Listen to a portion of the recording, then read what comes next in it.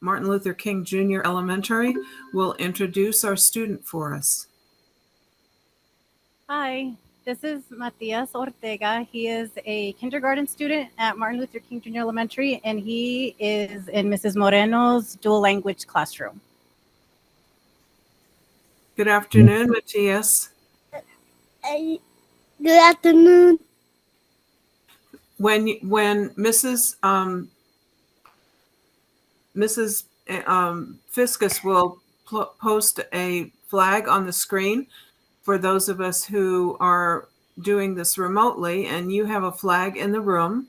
So whenever you're ready, just say ready, begin, and you can lead us in the pledge. Ready.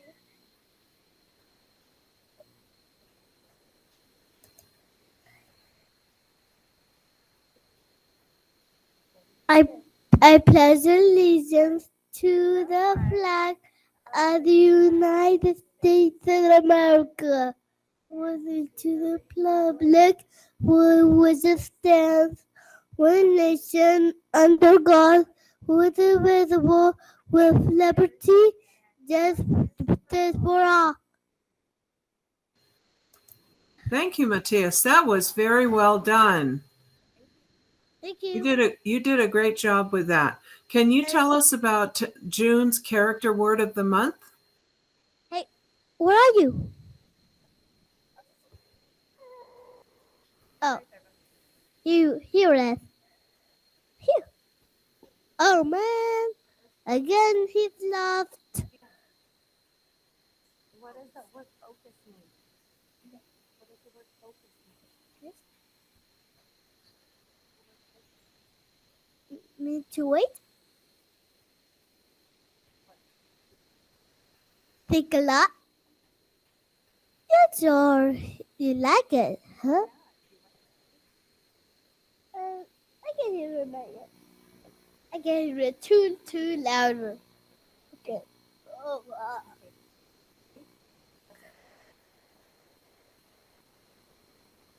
oh.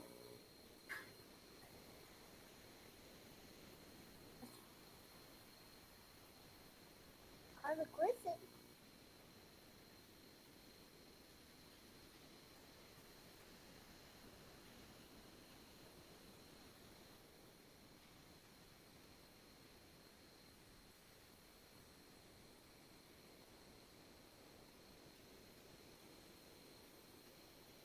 While we're waiting for Martha, I'll just go ahead and just take over the meeting.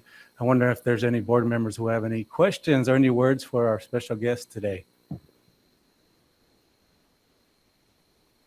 Anybody have any comments? Thank you, Matthias, for joining us today. Tengo una pregunta.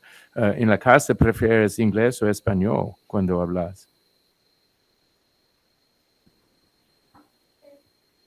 Español y en inglés, los dos. Los dos, qué bueno, qué bueno. Muy inteligente. Qué chido. Matías, I just want to tell you gracias por estar con nosotros hoy. How old are you? Parece estaba moviendo sus ojos. Matías, ¿cuántos años tienes? ¿Tienes 10? No. Sí, tienes 10. ¿O cuántos? No, antes yo estoy pequeño, yo estoy 4. Antes creces 3. Y luego, ¿Cuántos antes años tienes 5. Matías? Y luego 6. You're 4 years old, Matías? De mi hermano. Mi mamá. Apparently 3 or 4. Let's turn 4. Turn 4, okay. How old are you, Matías? ¿Cuántos años tienes tú? Matías? 4, 5, 6. Yes. 6 years old. Good. You did a very, very great job here today. That's a great one. And leading us in our Pledge of Allegiance. Thank you so much, okay? Gracias. Gracias a ustedes, a tu mamá también por estar con nosotros. Gracias, okay? Anybody else, or we're good? So thank you very much for coming, and we appreciate you being with us today. Thank you once again, okay? Have a great day, guys. Thank you. Martha, are you back with us? I'm here. I was just Okay. kind of waiting for the word of the month. So. Oh, okay. We thought you froze. Oh, I'm sorry. That'll teach me to not move. Okay. We have the land acknowledgement. Raymond has been asked to read the land acknowledgement today. Yes, today the schools of the Yakima School District rest on the ancestral lands of the 14 Confederate tribes and bands of the Yakima Nation. The people of the Yakima Nation inhabited more than 12 million acres across Adams, Benton, Chelan, Douglas, Franklin, Grant, Kittitas, Klickitat, and Yakima counties. Today, we honor those Native peoples who are tied to the land through history, legends, and culture. We acknowledge their descendants who live in the world today. We thank the caregivers of this land who have lived here and continue to live here since time immemorial. An acknowledgement is a simple, powerful way to show respect and a step towards correcting the stories and practices that erase Indigenous peoples' history and culture. It also honors the truth. As a school district, we will continue to build upon our relations with the Yakima Nation. Thank you, Raymond. Next, we have a moment of silence. We lost a student, a Davis High School student, over the past couple of weeks, and out of respect for his family, we are not identifying him. If you would please join me for a moment of silence.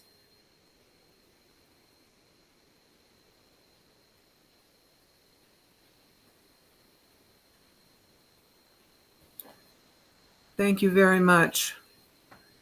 It truly is a whole community's loss when we lose one of our students. Next, we have items of board interest. First up is our reports from the board. Are there any board members who would like to make the rest of the board aware of anything? We do have a couple of items on our agenda here. I did, Martha, I wanted to, I don't know if we have time to discuss the board retreat agenda. I know Yeah, that's out there. Is that on our? It is on our list of things to talk about today is the retreat agenda and then the travel portion of the preliminary budget. But my question was if there's anyone who wishes to alert the board to anything else. And I don't hear anything. So we will move right to the retreat agenda.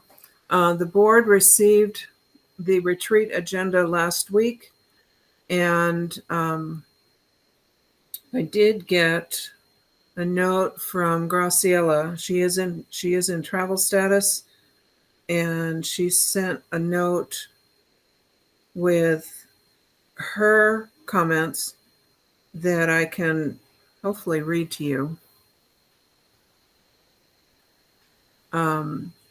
But I wondered if anyone else had any comment on the retreat agenda. It's pretty lengthy, and we need to maybe carve some things out so that we're not in retreat for 2 days. President Rice, did Yes, Wayne. the retreat agenda come out in an email?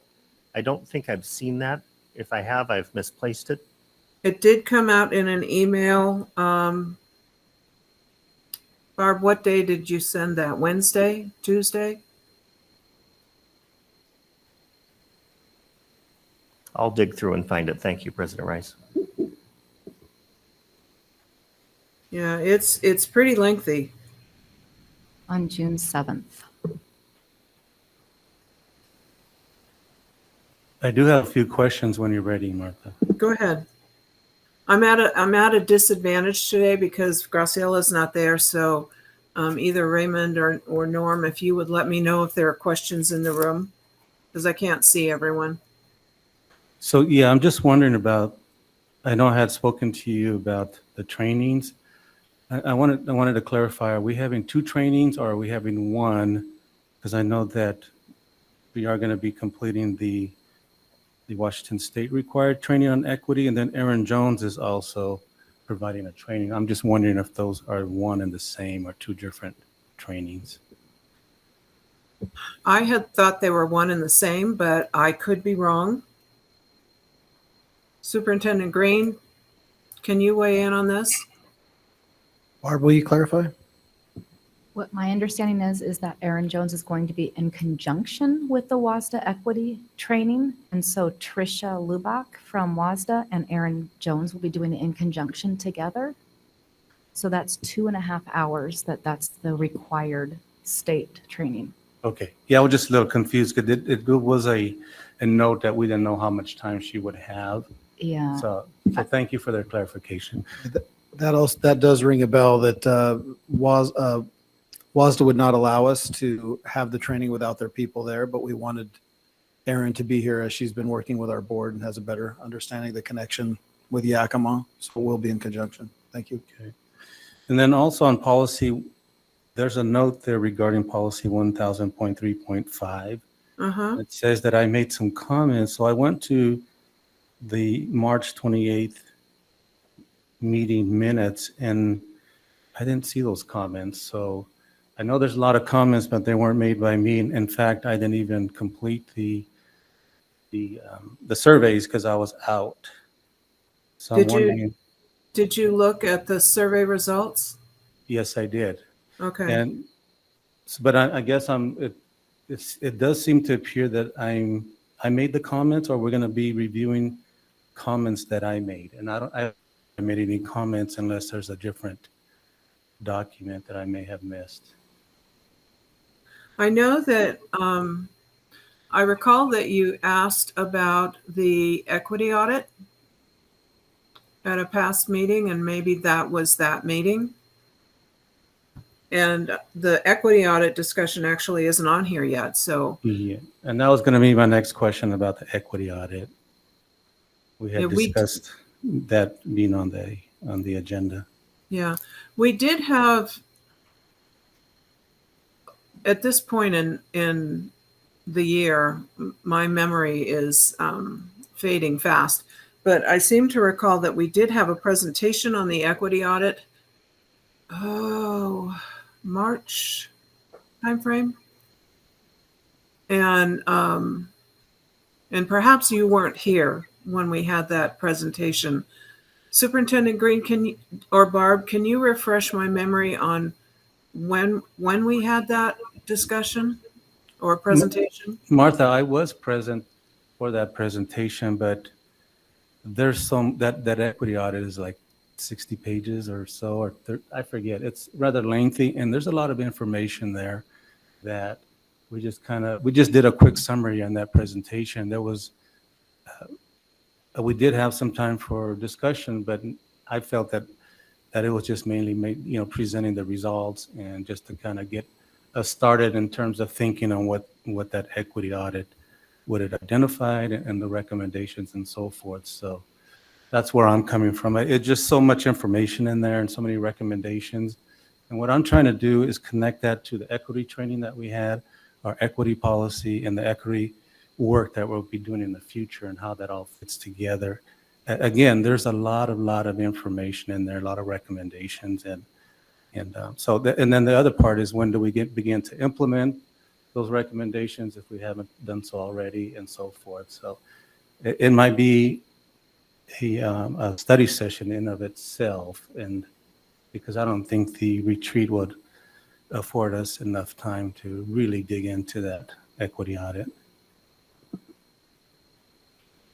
Any other thoughts from board members on the discussion about the equity audit and perhaps having it as a separate study session? I would support that idea. And we might have a better sense for what's contained in the equity training after the retreat, because I haven't seen a syllabus or anything about that state required training to know what's in it or what it covers. I think it likely is pretty generic, and but we may be able to take some of that information and incorporate it as well into a study session Ryan, do you have any input on whether to have this discussion as a separate study session or not? I think you're probably on the right track to do it as a separate study session. I have a feeling it could be a lengthier conversation and it might make more sense to do it separately. Okay. I wouldn't disagree. I think it's an important enough topic to really be able to dig deep into it. And I appreciate your suggestion, Raymond.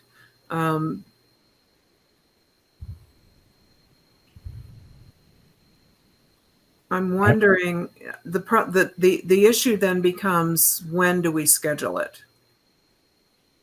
Because we're rapidly running out of June, and we have the business meeting in July. And July is difficult to schedule because people are gone. And my question is, do you all want to have this study session after the retreat so that we can incorporate whatever we learned from the equity training? I would prefer that. I was part of a group that field tested some of the elements of the WASDA's equity training, and there are some nice elements in there that are different than what we did in the past with Dr. Pimpleton. So I would recommend that we do a study session after we have completed that training from WASDA. I think it would be useful. And maybe we do it as one of our Monday study sessions later, even in September. I'm not sure that there's a pressing timeline on the equity thing, is there? It's something we should be addressing periodically anyway. Right. Other thoughts? The other thing that I had mentioned, and due to my father's illness and having to attend to him, I wasn't able to meet with Dr. Green. I don't know if that's still an option, because I do have a ton of questions in regards to that report. So I don't know if the board would be open to that, for me doing that still. Certainly, if you want to meet with Dr. Green on that, I think that's probably pretty appropriate. There might be value in taking whatever comes of that discussion and incorporating some of those questions into the study session, so that the whole board has the opportunity to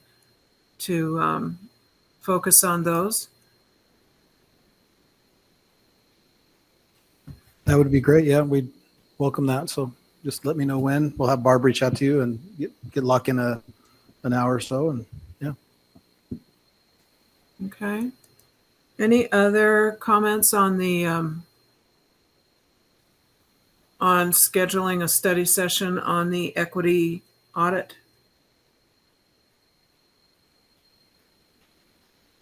Okay. We had other comments on 1000.3.5 as well. I think Ryan commented on community engagement and technology and texting, regarding public records. So I think 3.5 is going to have a bit of discussion during the retreat. President Rice, I would love to still have the conversation about community engagement. My questions that I had regarding technology and texting and public record have been answered in the meantime. So those two line items could be removed from the agenda. If you're looking to shave a little off of the agenda at the retreat, that would be fine by me. Okay. Is everyone aware that text messages, email messages, phone messages on your phone can all be requested via Public Records Act? Okay. All right, then we have, so we can take those two items off. I think we still need to talk about 3.5, but it's not going to take as long now. And then 1000.3.1, there are comments on the survey from 425. And 2 were from Graciela, 1 was mine. And I think that's another one that we need to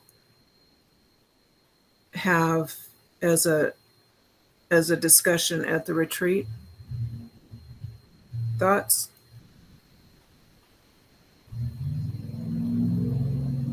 Yeah, I just can't help to wonder if it's just, I mean, these comments were made by one board member, right? I don't know if are they concerns of the entire board or just one individual, or I guess I'm just wondering why it's such an important issue or a topic item that we'll be discussing at retreat. And not forget, it's been a while since we've had that discussion. Well, I think there's value in just kind of reviewing that policy again, just in order that the board can be aligned and be able to speak with one voice about the elements of that policy and how that policy affects the work of the board.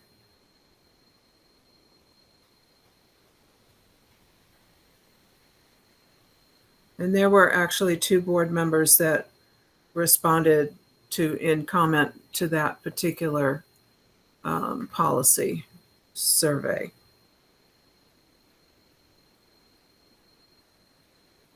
And then the other piece was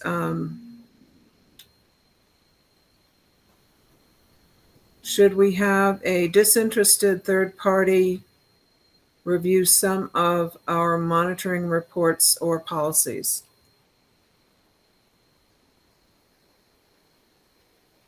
And that would be addressed in the policy that talks about monitoring reports.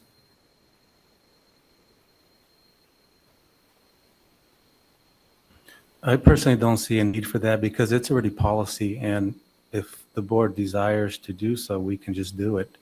I mean, there's a process in place, so I'm not sure what this discussion would be about. And it's interesting that there's a disinterested party, third party. I'm not sure what that would actually mean. So maybe that's a different topic. I doubt it, but I think it's just third party. I think where that word is used, disinterested, it's non-affiliated third party, so an outside party.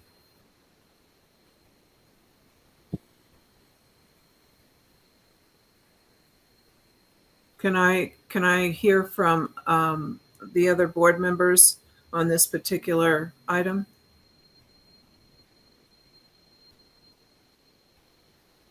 I don't recall where that came from. I'm not sure why we would need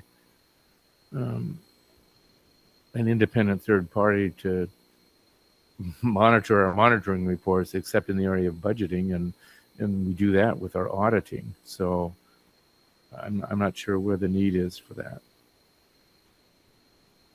I kind of agree with Raymond. If there's an issue that comes up that we want specifically seems to call for an independent review, then that would be discussed at the time. But I'm not sure we need a policy that encodes that in some way. Okay. Ryan, do you have thoughts on this? I have no comment. Okay. All right. Well, it sounds like we can take that one off completely. And if Graciela, I don't remember who said that. It was last week. You'd think we'd remember. Think I'd remember. But if she wants to bring it back, then we can talk about that when next time she's with us. And then the last one was Ryan's comment during Becky's financial report a few weeks ago regarding enrollment.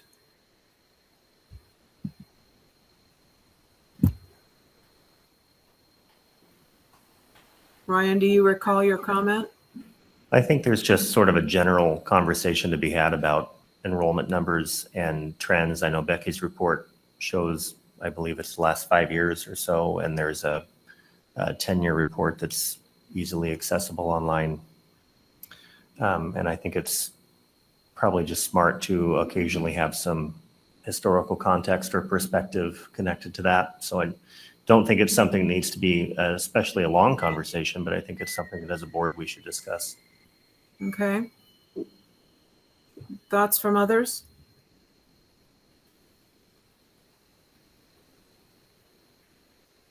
I have no problem with that, reviewing those numbers. No, that sounds fine. I'd also like to make a suggestion that as a practice for that, and maybe even for our meetings too. When we do executive session, we put a time on our session and aim for a time. I think for working toward more efficient use of our board meetings, I would like to at least make an attempt to put time limits on each discussion item, and make your best estimate. And obviously we can be flexible, but I think when we have a goal of a time, we sort of can meet it often. And if we don't have a goal of time, then we can drift off and extend discussions way beyond productiveness. So I'm just throwing that out as a practice to maybe try out in our retreat, is assigning times to the agenda, and also maybe as a practice in our board meetings. So just something to grist for the mill. I'm not sure, but I seem to recall that this was probably before Norm and Ryan were on the board. We had a discussion about this, and somehow the auditors came into that, got involved, not personally, but the audit report that the state auditor does, seems to me that I recall that if there are times on your agenda because we record our agendas, we record our meetings, if we don't stick to those times, that could result in a finding by the auditor. And maybe we need to ask Bob to or somebody to look into that for us. I would hate for us to get into the position where we become our own worst enemy by extending discussion or misestimating how long a particular topic's going to take.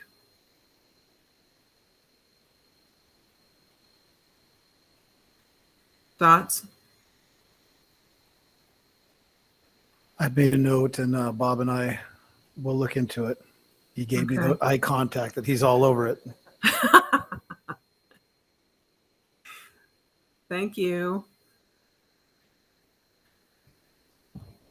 Okay. I think that's it.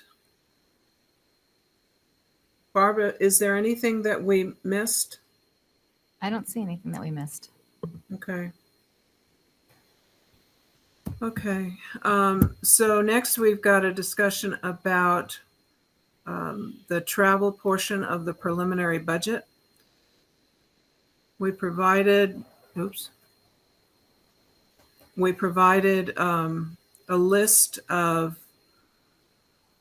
dates that we're aware of, and trainings or meetings or conferences that we're aware of, and that was sent out to board members and is also included in today's board docs. We also have a copy of the preliminary budget that Becky presented to us last week.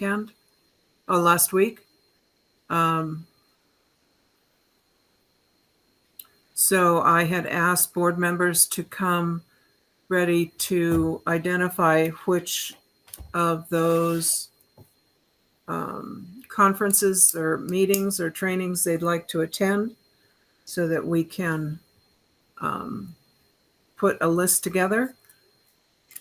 Or if there are other trainings or conferences that you're aware of that I wasn't and didn't have on the list. So who'd like to start?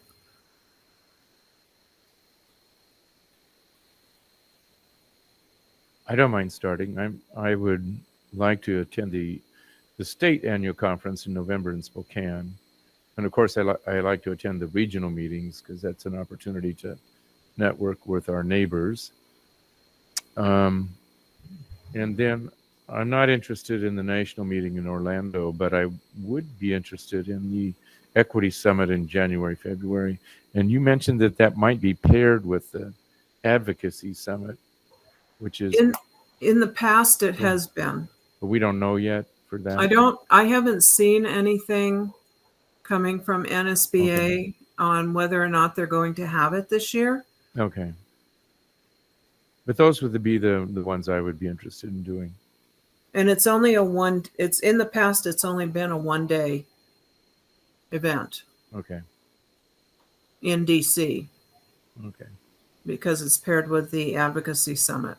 Okay. So if it's traditionally paired, then it would probably be a waste of money to do one and not the other. Just do both. Yeah, you don't even have time to adjust your internal clock when you're only back there for 1 day. Yeah.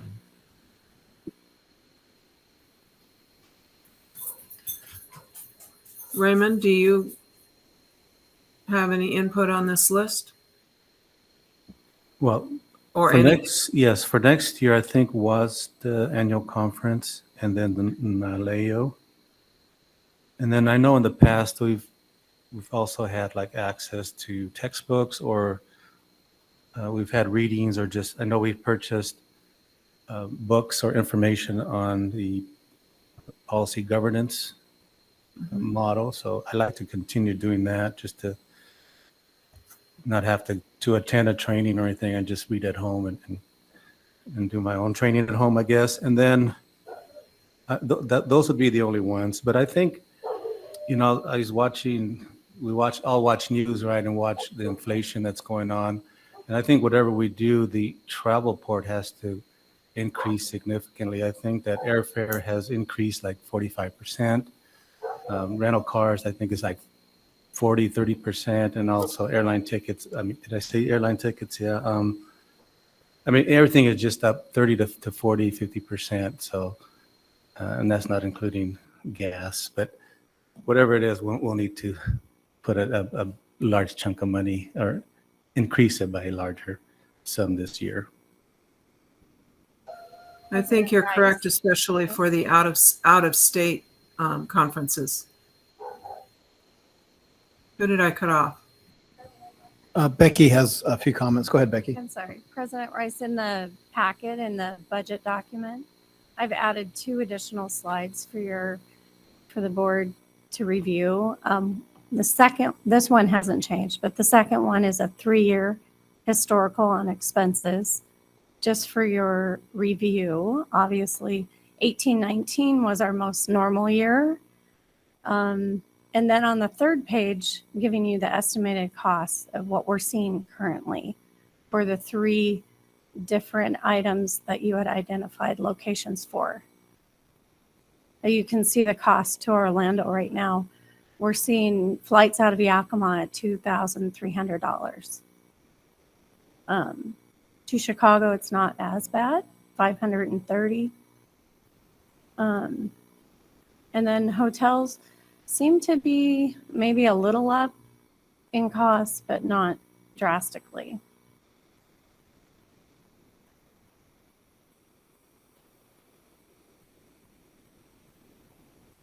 So hopefully this will help with your discussions. But I believe the budget we have presented in the preliminary will cover any and all costs that you're needing for this next year. Thank you, Becky. Raymond, do you know if NALEO is in Chicago next year? I do not. Okay. I know it's this year. I know it is this year, but I also know, I also think that it's been in different cities in the past. Yes, it has. And if it's 2,300, I'm not going. That's just too much for airline ticket for on the district's dime. Yeah, that's for the NSB annual conference. Yeah, I would agree too. I'd also recommend that you look at flights out of Pasco as well as flights out of Yakima, because sometimes when you go from Yakima, the only place you go is Seattle, and then you have weird connections sometimes. In some of our travels, we found that flying out of Pasco is cheaper and easier to make connections, and especially going south or going east. So, and saves you from going through Seattle to do it. Becky, you may not know, you may or may not know this. Are we required to fly out of Yakima if we fly? Is there a district rule? No. There, you can fly out of Seattle, you can fly out of Pasco. The Seattle prices right now to Orlando roughly around $1,700, so a little bit cheaper probably to drive over. But by the time you pay parking, you almost have to do some serious math to get the best deal. Yeah. And we're doing that in finance. We're trying to assist people to get the best deals when they're scheduling their travel right now. Okay. All right. Raymond, do you have any other conferences you want to attend, or anything else on this list? I do not. I'm afraid of the travel costs, really. But no, I don't. Okay. Ryan, how about you? Well, I'm intrigued to see the agenda for some of the WASDA opportunities next year. I personally don't have any interest in participating with NSBA. I'd also point out that I think they're going to be in a period of significant rebuilding, as they've lost 25 different state associations that are no longer members of that organization. So I think anything they have to offer is probably going to be a bit of a fraction of what it has been in the past, as that organization rebuilds itself. I had a question based on one of our last meetings, a conversation about creating this policy of putting in place or being able to budget in advance for future travel. I think one of the things I would recommend is to leave some flexibility in there, because I know there are opportunities outside of these three organizations that present themselves for trainings. And I am a little afraid that if we adopt a policy where we commit ourselves up front for the full year, that we may lose opportunity to be able to take advantage of some of those. So I think that the key thing that I would recommend is, whether or not we go down that road, is that we should keep some level of flexibility in there so we have the ability to make plans as they come up. That's all. Yeah, I wouldn't disagree. I do know that Graciela is interested in attending the annual conference for WASDA in Spokane. I hope, Ryan, that you will attend as well. That's usually the one time of the year where the board attends as an entire board. And it's the premier training opportunity for school board members in Washington State. And what I have found actually is that the trainings and the workshops at the WASDA annual conference quite often are more applicable to us than anything that NSBA would put on at their annual conference. But that might be just me and where I'm at in my tenure as a board member. So I think last week I talked about the things that I would like to attend. With WASDA, the fall and spring regional meetings, if I'm able to. The General Assembly is virtual this year. It's at the end of September, and my costs for would be covered by WASDA for that. And I think Norm's would be too, because he's on the resolutions committee. My registration is covered for annual conference in Spokane. My hotel would not be, but as a past president of the association, while I'm continue to be a board member, my registration is covered for annual conference. I don't know what the venue or the legislative conference is going to look like. I know in the past couple of years it's been virtual. I don't know if it's going to be hybrid this year or if it's going to be all in person. Quite honestly, I'm not excited about the idea of driving over the pass in late January or early February. So if it's all in person, I probably will not be attending. And I don't know if WASDA is going to put on an equity summit next year or not. I'm not interested in any of the NSBA conferences, nor am I interested in the NALEO. It probably doesn't apply to me very well. I would like us to consider, though, not paring down the training budget too much. We might desire or have a need to bring in an outside trainer for one reason or another. There might be other, as Ryan indicated, other opportunities throughout the year where we would want to take advantage of some trainings or some workshops or something. We will have to, we might want to start thinking about the calendar discussions. And if we want to bring in an expert or take advantage of some of the expertise that's out there on modifying a calendar, because we will have that come before us next year as well. So I think everybody has weighed in, right? Okay. Hearing nothing else, Becky, do you have the information that you need to provide the level of detail that Raymond has asked for? Oops, I'm sorry. What details, Raymond, are you looking for? Other than the cost of the travel or the trainings? Yes, you provided the estimates for determining costs. Get a better picture, and you did that. Thank you. Okay.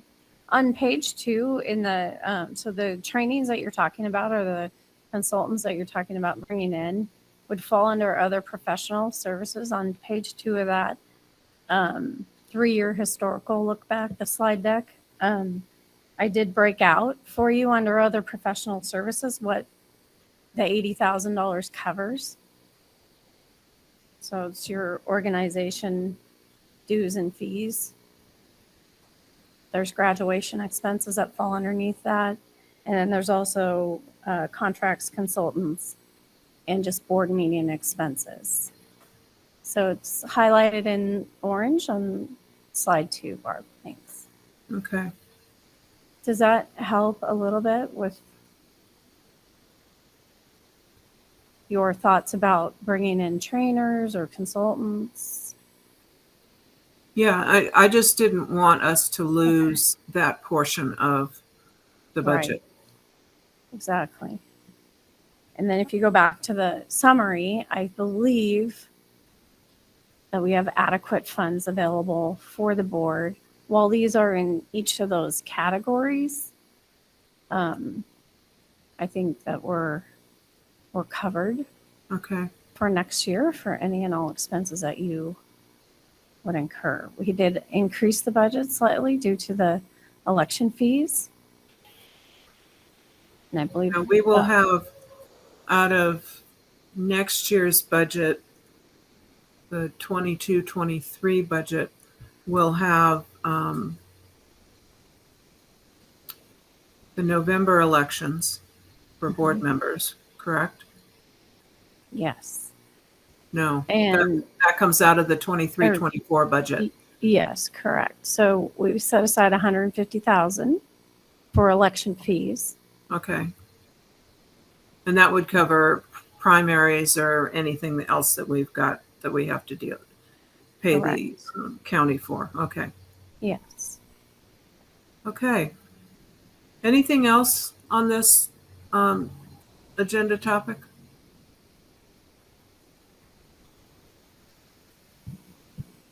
Okay, hearing none. Is there any other discussion points under members of the board reports?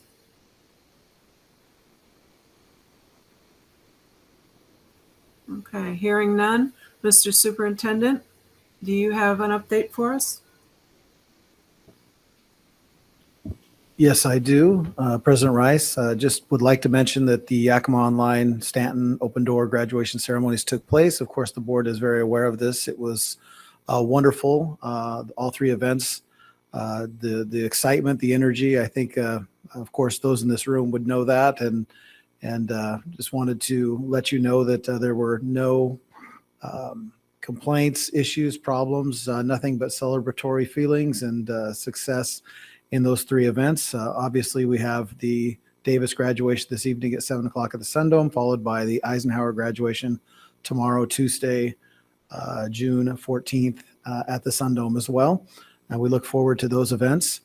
We did start a new tradition here in the Yakima School District, which is called a graduation parade. So we had students from the high school dressed in their caps and gowns, and they were bused to the elementary schools where they were acknowledged by a gauntlet of kinders to fifth graders, celebrating the students as they came back to their local elementary where they first started. So we look forward to refining that process. It was wonderful to see lots of photos and videos and just excitement as you saw the littles celebrate the bigs, and the bigs take energy from the littles.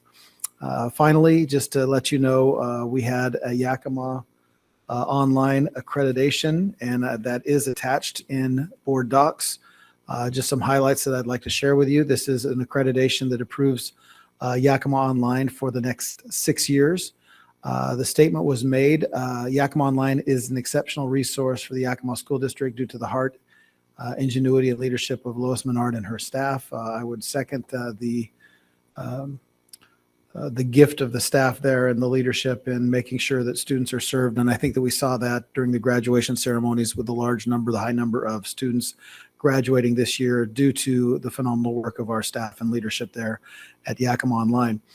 In addition, the statement was made that your students, staff, community members, and school team are to be commended for earning this accreditation status. Your local educational service district will be in contact to schedule presentation of a plaque suitable to display and acknowledge their accreditation process. You may remember, I think it was 2 years ago when the Stanton itself was renewed for its accreditation process. So it's something we take pride in making sure that all of our students, all of our facilities, schools are accredited for our students to benefit from that process and the assessment, the reflection on where we're at as a district and what we need to do to improve. So along with the wonderful kudos and celebratory statements, there were some suggestions, and we'll take those to heart. I know we're pressed for time today, so I will go ahead and conclude my superintendent update unless there are any questions. Any questions from board members? Comments?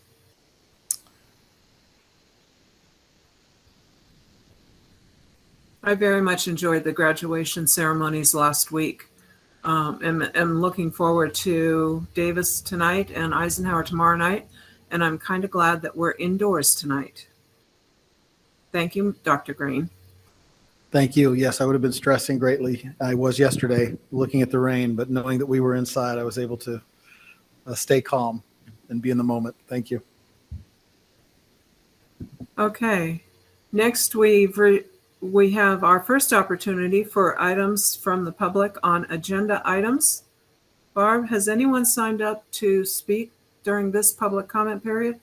Not at this time. Okay. Then we'll move on. Next item is just an informational piece. As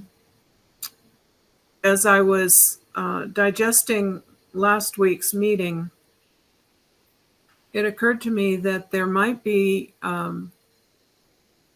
there might be value in helping staff with a summarization of the monitoring reports, just to cut down on the verbal delivery of that monitoring report to the board and help us with a little better with our time management. Still providing the full monitoring report as a part of our documentation and homework to review, but have as like a cover sheet an executive summary of that particular monitoring report. And I just drafted something up just to provide a tool for folks to react to. And I'm wondering, I'd like to get some feedback on this.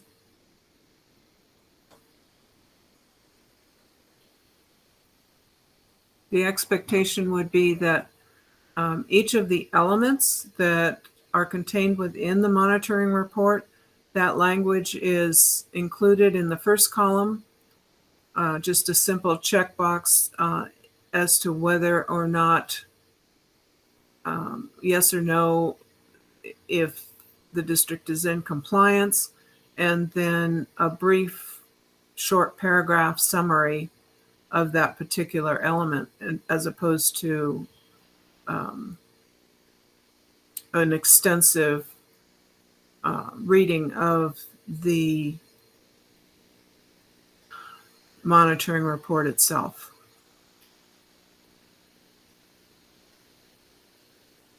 Thoughts?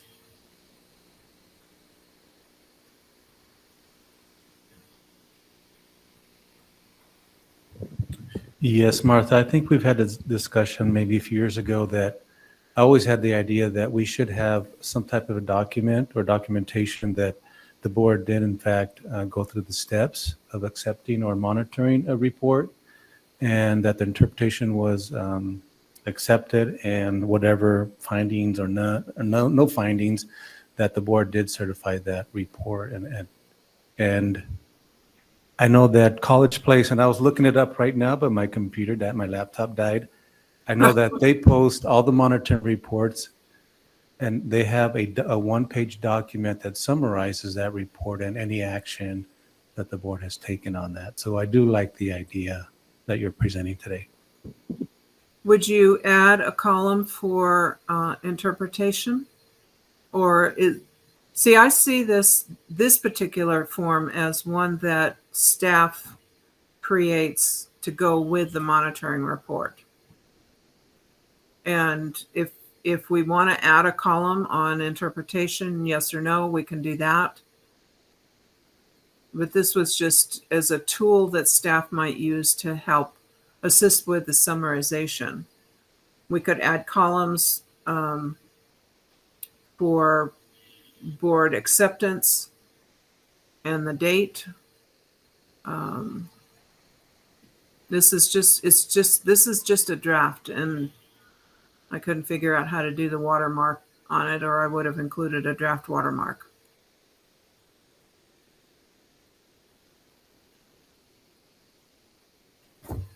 So would this be like a Excel spreadsheet where each cell expands and you just kind of fill that in. And then I wouldn't add I guess you should answer that question first. I guess that's what I'm envisioning. If we start adding in all the interpretation again, then we're right back to where we were with level of detail that we probably don't need. The interpretation might be for kind of more internal use and maybe a justification for what we're doing. But if we're going to put all that into a one-pager, it's going to quickly become a two-pager or Well, a 3 or a 4. So I would not recommend that. I kind of like the idea of just having the basic concept, yes or no, are we in compliance, and then a short summary of why or why not it's in compliance, I think would be the concept here I like. So Yeah, what Raymond is talking about is sort of like a dual use form. A part of it would be this that you see before you, but then Right. the second part of the form is sort of like an extension out, to the right of the form, would be whether or not the board accepts the superintendent's interpretation, not the text of the interpretation, but does the board accept the interpretation of the superintendent? Yes or no? And then a column for approval, yes or no, probably.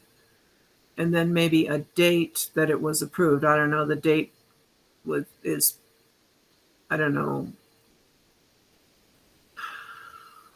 Right now, we look. I think in the minutes is where I look to get whether or not when it was approved. So Martha, if you look at the University Place School District, they do have the monitoring reports on one website. And then on the side of that, they also, right next to it, a different column is the board response. And so the board response, let's see, they talk about accepting interpretation, if it was a reasonable interpretation, also if the district is making reasonable progress. And then it just highlights a couple things that they find exemplary in terms of the superintendent performance. Part 2 of that would be the district is making progress, but there's a greater degree of expectation, and my laptop died again. And so those are the two options. We're making progress or significant progress or reasonable progress, and one where we are, but we need more results. So it just kind of summarizes that monitoring report. Yeah. I can certainly take a look at it at University Place's document Yes. and maybe modify this one a little bit and bring it back to you all. Our monitoring reports are available on our website, on the board of directors website. You can all the monitoring reports are posted there.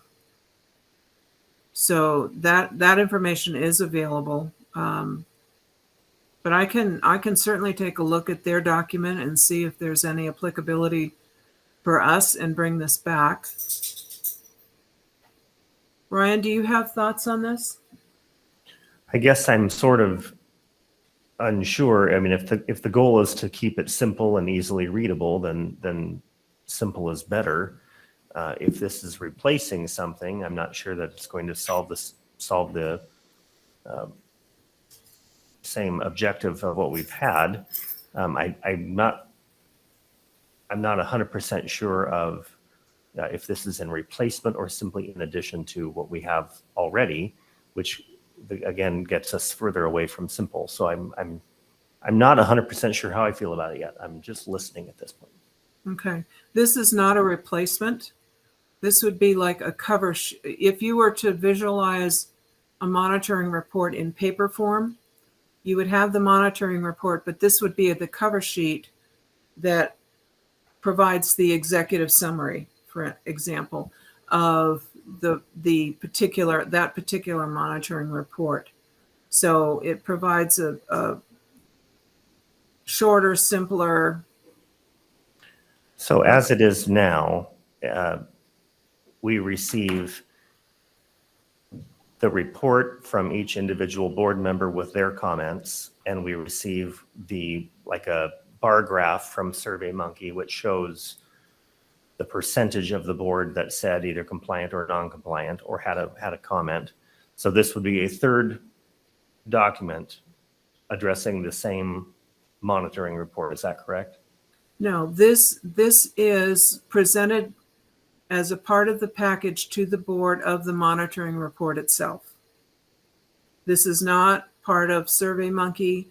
It's not necessarily part of the board's response, but if we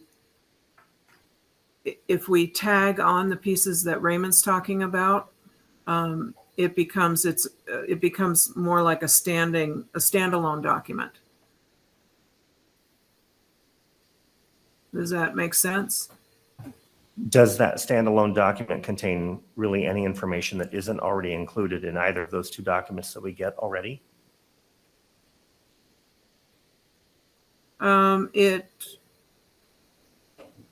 It provides a more concise look at the what we get from the SurveyMonkey results. So rather than looking through, all of the elements that are identified in SurveyMonkey, you could look on this one sheet and have that information there for the particular monitoring report. It would have this information on it. So a summary that staff writes and whether or not they believe they're in compliance and the element language. And then the second part of the form is whether the board accepts the interpretation. And this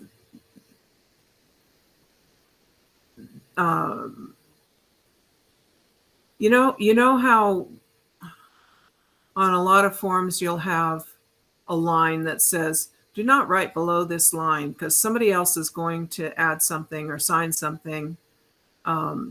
That's what the second part of this form would be. Like, do not write past this line because then that's the board's responsibility to finish that portion of the form.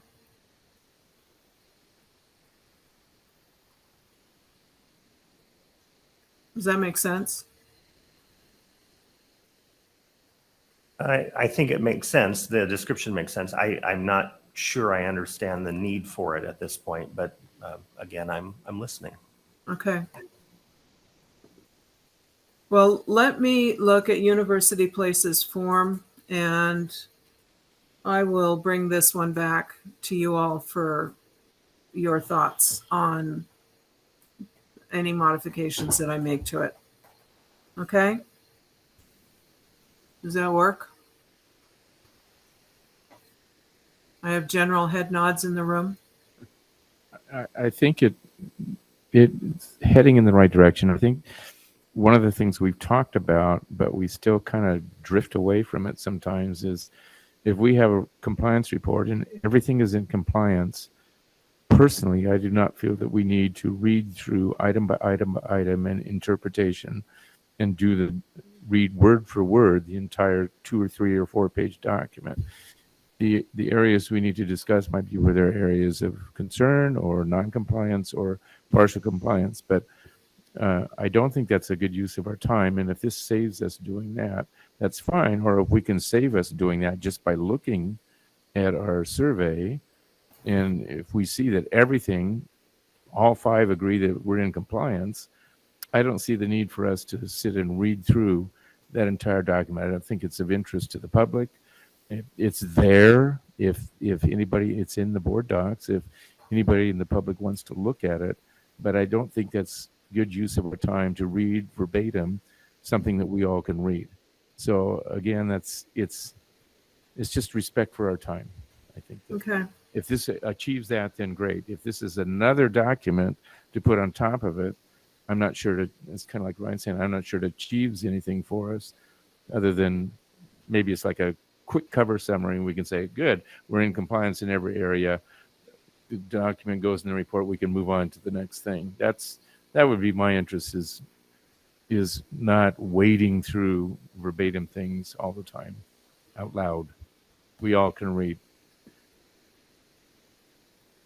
Now, that's the goal, is to provide a summary document that that staff can use to report with, rather than reading the monitoring report in its entirety.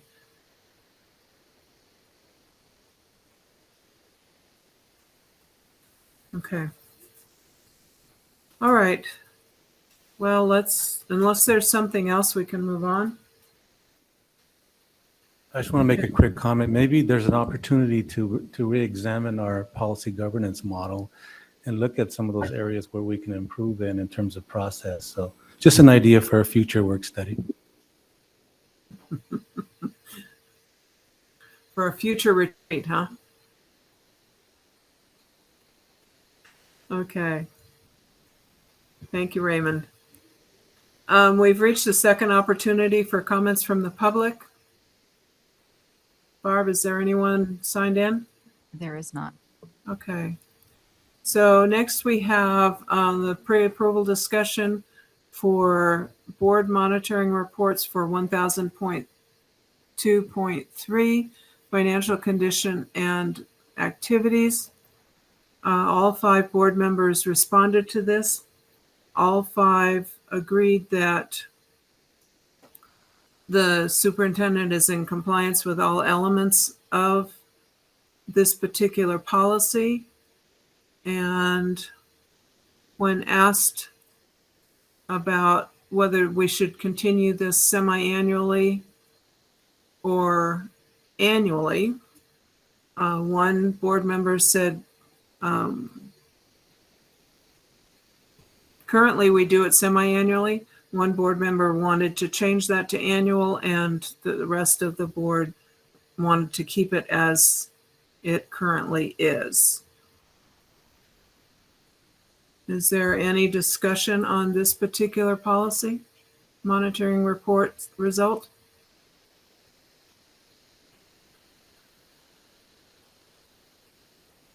Okay. The next one that we have for pre-approval is 1000.2.3, treatment of students and their parents or guardians. All 5 board members responded to this survey. All 5 agreed that the superintendent is in compliance with all elements of the survey. And I don't think there were any there's one comment.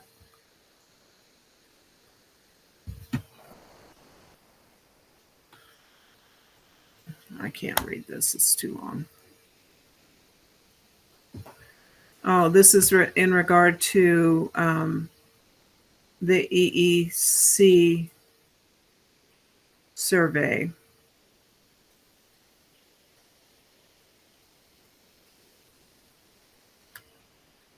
Okay. Are there any comments from board members on this particular result from the monitoring report?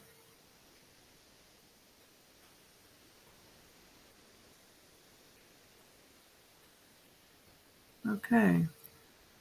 In accordance with our policy and practice, I would entertain a motion to approve the monitoring reports for 1000.2.3 and 1000.2.1. So moved. Second. Moved by Norm, seconded by Ryan. Is there any discussion?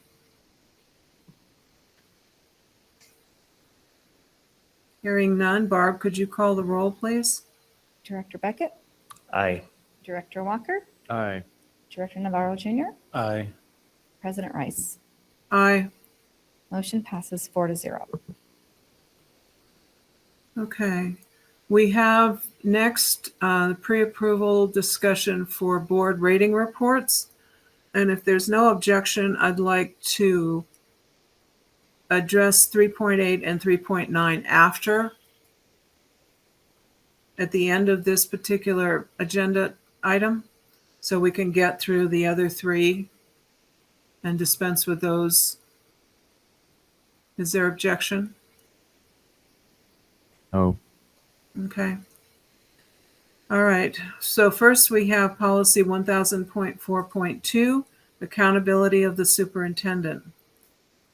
All 5 board members responded to this survey. All 5 agreed that the superintendent, that the board is in compliance. And when asked what should be the schedule for reviewing this particular policy, we currently have it semi-annually. And the question was, do we move that to an annual report? 3 board members indicated that we could move it to an annual report, and 2 said the current schedule is sufficient. Is there any discussion?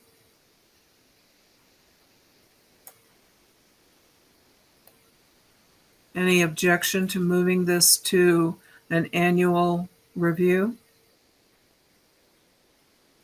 no, as I recall from the brief discussion last time, I think initially it was at semi-annual because it was a new superintendent at the time, and now it's not a new superintendent, and I think the informal discussion indicated that a number of us felt that annually was probably sufficient for that, and so I think that's why that's reflected in the vote.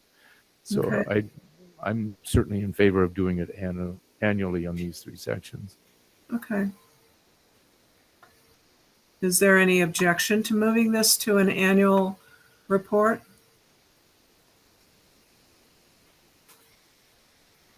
Okay, Barb, could you change our calendar accordingly? Yes, I will. Thank you. Next, we have 1000.4.3, delegation to the superintendent. All 5 board members responded to this survey. All 5 agreed that the board is in compliance. And again, the same question. Should we continue semi-annual or move to an annual report? 3 board members decided that we could move to an annual report, and 2 wanted it to remain in its current schedule, current configuration. Is there any discussion on this? I'm assuming that the rationale is the same for this one as it was for the previous one? Yes. Okay. Is there objection to moving this to an annual report? No. No. Okay. Barb, could you make the adjustment to our calendar for this one too? Absolutely. Thank you. And then we have 1000.4.4, monitoring superintendent performance. All 5 board members responded to this survey. All 5 agreed that the board is in compliance with the elements of this policy, and there are no comments. Is there any discussion?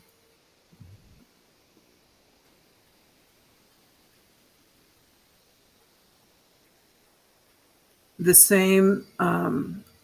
same question was posed for this one as well. We currently are reviewing this semi-annually, and the question was, do we go to an annual review? 3 board members said an annual review, and 2 said maintain the current configuration. I'm assuming this is for the same using the same rationale, or whoever made that wanted us to go to annual.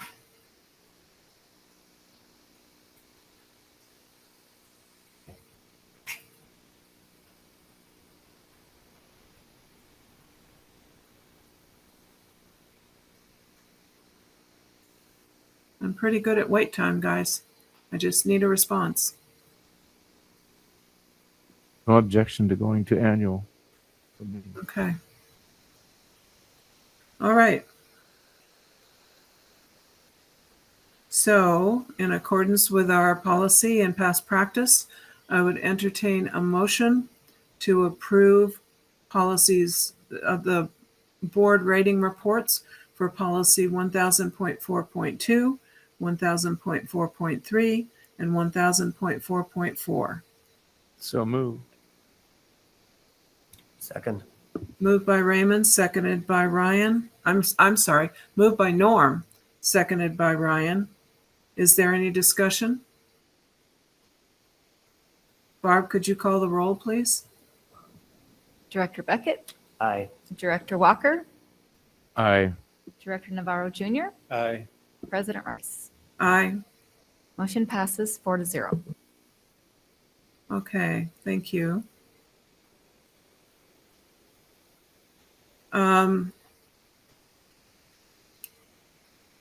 I'd like now to go to 3.9, 1000.3.9, process for addressing board member violations.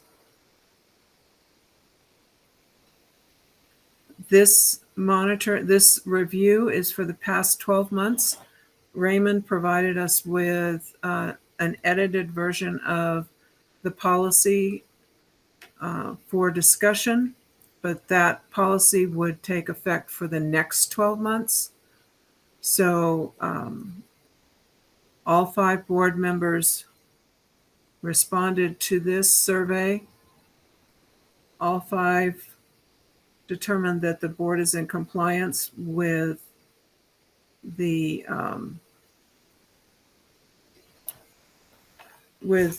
elements of this particular policy as we have been governed by for the last 12 months.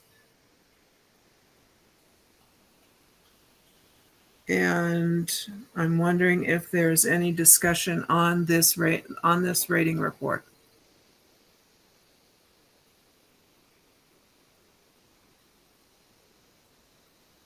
Hearing none, I would entertain a motion for approval of the board rating report for 1000.3.9. So moved. Second. Moved by Norm, seconded by Raymond. Is there any discussion? Barb, could you call the roll, please? Director Beckett, Aye.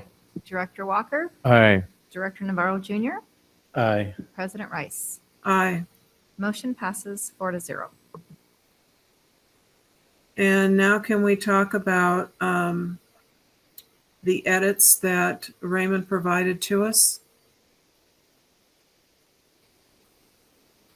I would open it up for board comment or questions to Raymond.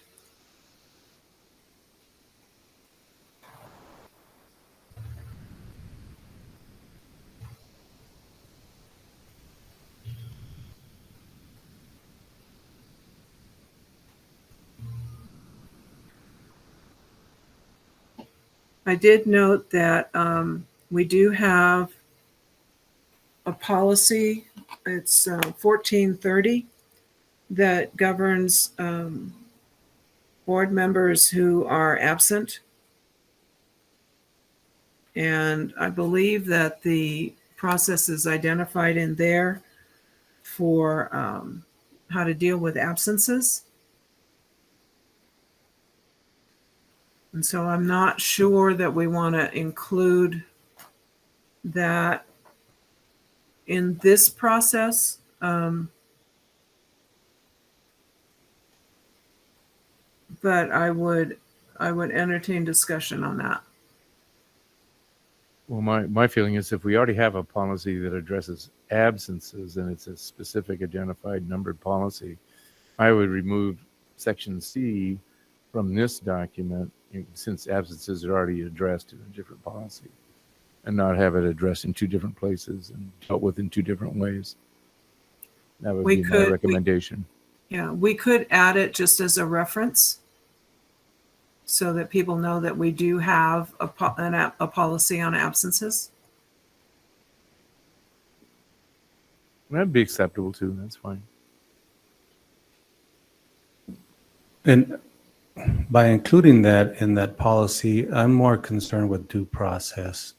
And I don't know if the other policy outlines the process for example, if I'm gone for whatever consecutive days, I missed meetings, and maybe I then contact the president, superintendent, and I do have legitimate reasons for being absent, there's not a process. So in 1000.3.5, there is due process where I can bring that to the board, and the board can then decide that while I did miss the number of days or number of meetings to vacate my position, that they could still vote for me to retain my seat. So that's why I included it in this policy, just more due process.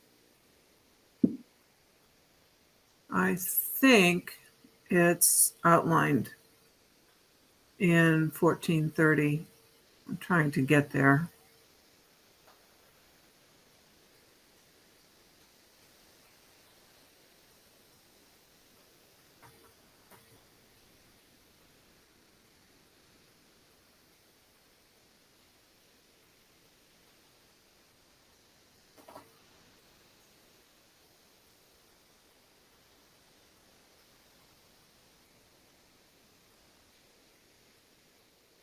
No.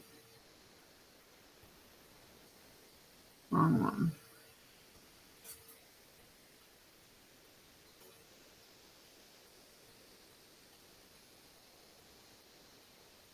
$14.50, board member absences. And this one has a legal reference. The information about board member absences is identified in RCW 28A.341.390. It's fairly short. I can read it to you pretty quickly. Board member attendance at board meetings is critical in order that the work of the board is accomplished in an expeditious manner. Each director shall give advance notice to the president and superintendent of his or her ability to attend a board meeting. Excused absences would include absences due to such things as illness or family or work obligations. A majority of the board may excuse a director's absence from a meeting if requested to do so by the absent board member. The board may declare a board member's position vacant after 4 consecutive unexcused absences from regular board meetings. Additionally, board directors are expected to attend 75% of all board meetings. And that was adopted by this board, last adopted by this board in September of last year.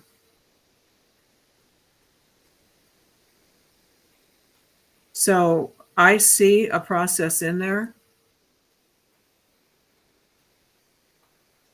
Does that address your need for due process, Raymond? Yes, it's a little vague, but I think it's sufficient. Okay. So can we remove paragraph? Please remove. Paragraph C. Okay. Any other comments on the text in red in Raymond's edits? I thought that the edits were well written and applicable. I certainly support removing that one item that would be a duplication of a different policy, but certainly thought it made sense to make the updates as they were suggested. Okay. All right. So we will submit this for first reading, and then we'll have second reading on this How soon do you want to do that? Do you want to do it at the business meeting in June or the business meeting in July? Business meeting in June is, I think, next week.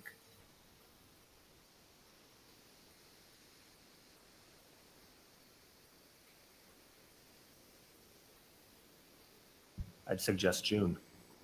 Okay. Oops. I'm hovering over the mute button at the moment. One of my security team members is on alert. Okay. So we can update this policy and have it ready for second reading at the business meeting next week. Barb, Yes, I can is do that doable? Yes. Okay, perfect. Okay, and now we get to 1000.3.8, cost of governance.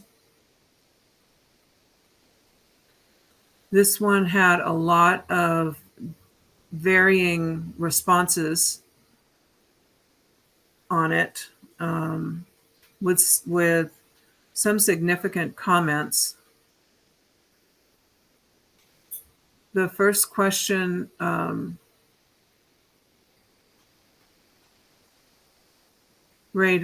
asked that we rate the board's level of compliance with item 1 of 1000.3.8 as discussed on 5.9.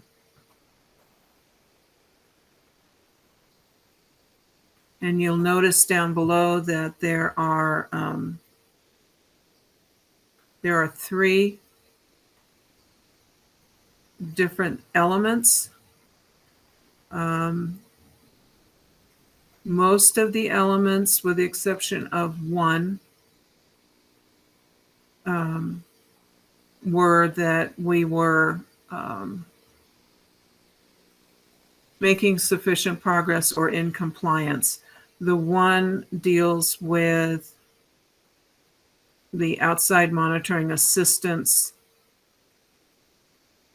so that the board can exercise confident control over organizational performance. And there's a comment. There are 2 comments on this. This would be for there's 1 comment for 1.2. There are 2 comments overall for this particular element. And the comment reads, I understand the fiscal audit is a state mandated audit and not one requested by the board. While the board has the option of conducting outside monitoring, the board has defaulted to using superintendent-provided monitoring reports to determine the superintendent's compliance with the policy. To strengthen our monitoring systems, I request further discussion regarding how the board can use different methods of monitoring. Was there discussion on this?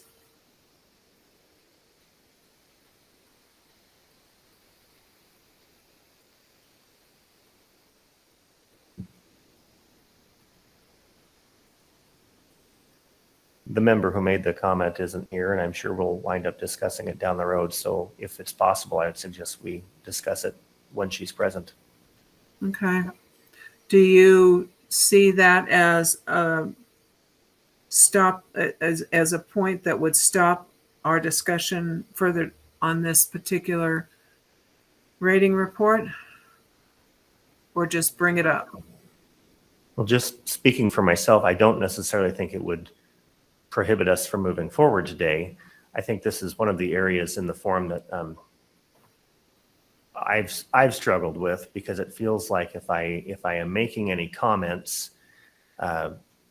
it either looks as though I'm saying we're out of compliance or we're making sufficient progress. I almost feel like there needs to be just a general comment section that is less, I don't know what the right word is, less alarming maybe than having to say board is making sufficient progress. Because I certainly, speaking to my own comments in this particular policy, I don't necessarily feel like we're out of compliance. I just see an opportunity where we can improve. And I would never want to speak for her, but I imagine this might have possibly be something in a similar vein. And I certainly know we discuss these as it goes down the road. So it doesn't strike me as the sort of thing that needs to hold up the process of moving forward with this particular bit of business today. Okay. This one, along with, I think, most other board rating reports, has a piece at the end of the survey that asks if there are additional comments on the particular policy in question. That might be a place, Ryan, that you could insert your general comment about the policy as opposed to pointing it out as a part of a question. It's just I something- agree. The questions that I've seen where it's come up there's a related response to a specific question, but I could reference the question number or policy number, whatnot, in the very end, and maybe make that less obnoxious. Well, I don't know that any comments that you've made have been obnoxious, but that's okay. All right. So we will just make a notation and bring this back for just some board discussion. This particular comment about outside monitoring when all 5 of us are present. The rest of the policy, the board has indicated that we are in compliance with the other elements of the policy. Is there further discussion on this particular board rating report? Martha, I don't see no reason. I agree with Ryan that there's no reason to hold this back. The discussion we're currently having now takes me back to my comment about policy governance model, and perhaps having a discussion on that and determine whether or not we're being efficient and maybe even fine tune the process a little bit more. We do have new board members and different perspectives on how policy governance should work. So again, it's just taking me back to my earlier statement on perhaps we need to reexamine our governance model. Okay. All right. So if there's no other discussion on this particular board rating report, I would entertain a motion for approval of 1000.3.8. So moved. Second. Moved by Norm, seconded by Raymond. Is there discussion? Barb, could you call the roll, please? Director Beckett, Aye. Director Walker, Aye. Director Navarro Jr., Aye. President Rice. Aye. Motion passes 4-0. Thank you. We've reached the end of our printed agenda. Mr. Superintendent, do we have a need for executive session? We do not have need for an executive session. Okay. If there is nothing else for the good of the order, we are adjourned. We'll see you all at about 6:30 or maybe a little sooner at the Sundome for the 7 o'clock Davis graduation. Have a good evening. Thank you all for joining us.